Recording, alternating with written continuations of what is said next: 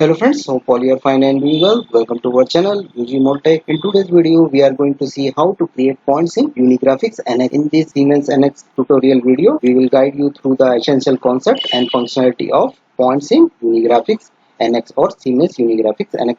Whether you are a beginner or looking to sharpen your skills, this Siemens NX tutorial video is designed to help you understand how effectively and navigate the points for designing your project. We will see all the methods by which we can create a point. We will see all the important ones which are being used commonly. So friends, those who have not subscribed our channel, please subscribe so that you can get latest videos and updates. So friends, let's start our tutorial video on Siemens Unigraphics NX, how to create points in 3D environment. You will find the tab in below the datum plane, datum axis, datum coordinate system. The last one will be points. You have to select this one. So you will find the last one what we have used to create the point. We have selected the arc. So I'm going to reset the this tab. You can see it came infrared point. These are all the methods by which we are creating the points. Okay, we are going to discuss all the important points by which we can create points in Unigraphics. And first will be the infrared. Infrared is a combination of all this one: endpoint, control point, intersection, arc. Okay, suppose I'm going to select the infrared and I want to create the in between, like anywhere. You can see it will be in the center or in an endpoint.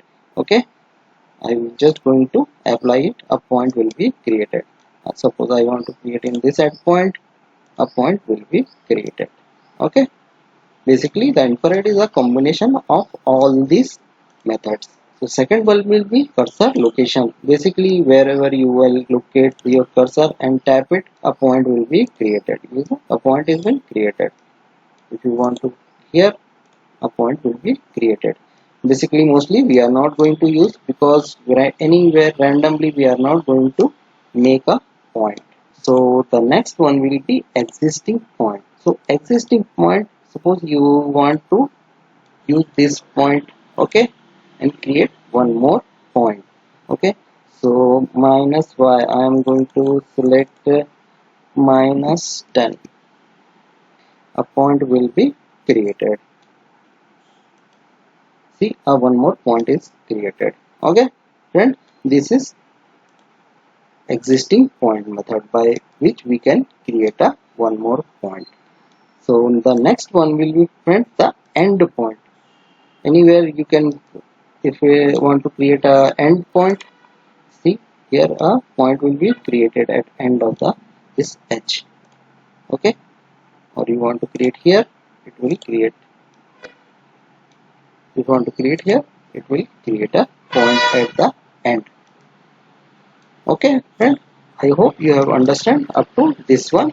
Okay, the next one will be control point. Okay, the control point will be start point, end point and midpoint. Okay, suppose I want to click here, it will be midpoint, it will be a start point, or it will be end point. Anyway you can use this one. You want to click here, it will create. You want to create in the center, it will create it. Okay, and if you want to create this one, okay, it will create start, end and midpoint. This is using the method of control point. Okay, the next one is intersection. Okay, anywhere it will be intersecting, it will create a point. Suppose this one I am going to select. Okay, and second thing I am going to select here. You can see a point is been created here. Hope you understand. Okay, suppose this one, and I am going to second string this one, it will be creating a point here. I hope you understand up to this one. This is intersection. The next one is arc. It will create a point, okay, the arc. So I am going to select this one. You see, it is creating a point in the center one. Look, a point is being created. By this method you can create a point in the center one. So friend, after arc method we will move on to the angle on arc. So we are going to take this edge, okay, and we are going to create a point at an angle of 45 degree. See, a point has been created at 45 degree. Suppose I want it to be created in 30 degree.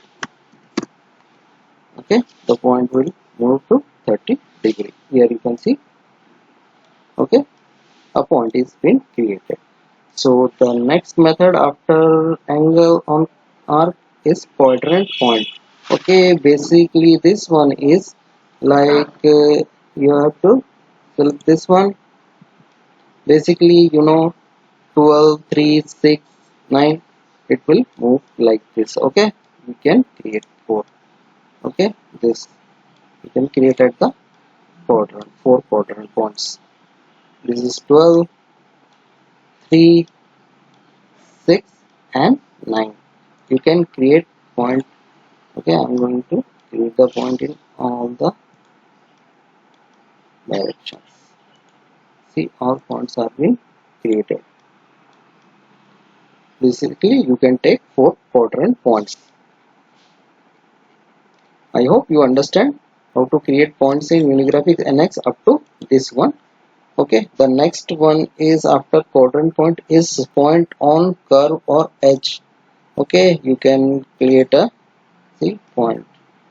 This one is you can create in the arc length also, you can give or you can select in the percentage also. Suppose I want to create it in the center, so I will give 50. Okay, it will be creating the point in center. Okay, suppose I want from here. Okay, arc length I want to create it in 10. I'm not going to create in percentage. Okay, arc length. Okay, arc length I will give here 10 mm. Apply. Okay, a point has been created. See, from here it is created. This is point on curve or edge. Okay, here seen up to this one. Point on face, friends, you can create a point on the face. Okay, by this method you can create point on face. Wherever you will tap on the face, it will create. So friends, after point on face, the next one is between 2 points. It is mostly used. Okay, this is very important one. So we are going to create at the center of this one. Suppose I am going to take this one. Okay, and this center. See, a point is being created between these two. Okay, suppose I want this point, center of this one, a point will be created here. Okay,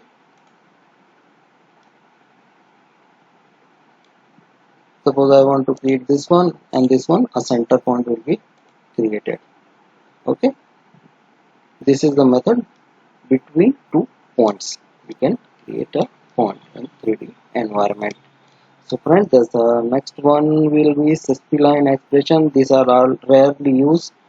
So all the important one we have already discussed in this Siemens NX tutorial video. So friend, please practice. So if you like my video, please like, subscribe, to give a thumbs up. There is a lot more content coming on your way. Have a nice day. See you in the next one.